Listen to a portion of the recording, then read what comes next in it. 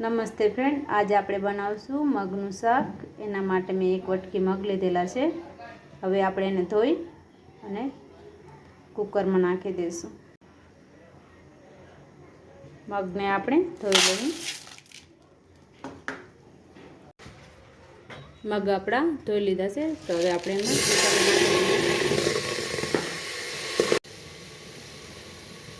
હવે આપણે એમાં પાણી નાખી દઈશું।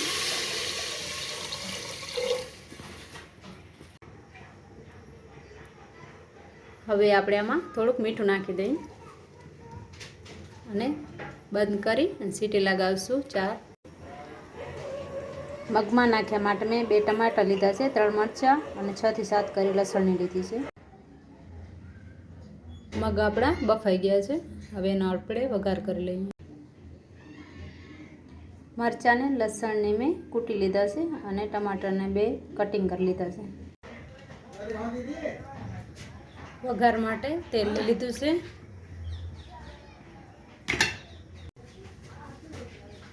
તેલ આપણું ગરમ થઈ ગયું છે, હવે આપણે એમાં નાખશું જીરું,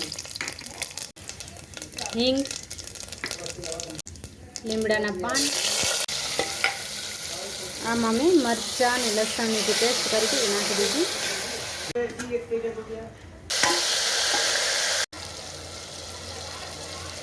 હવે આપણે આમાં નાખશું મસાલા, ધાણા જીરું,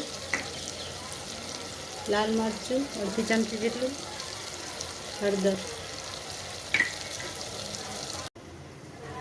હવે આપણે આમાં જે મગ બફાઈ ગયા હતા તે નાખશું। મગ નાખી દઈએ।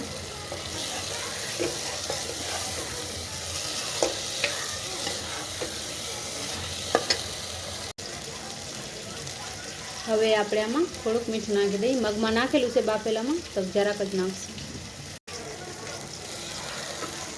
મગ આપણા બની ગયા છે।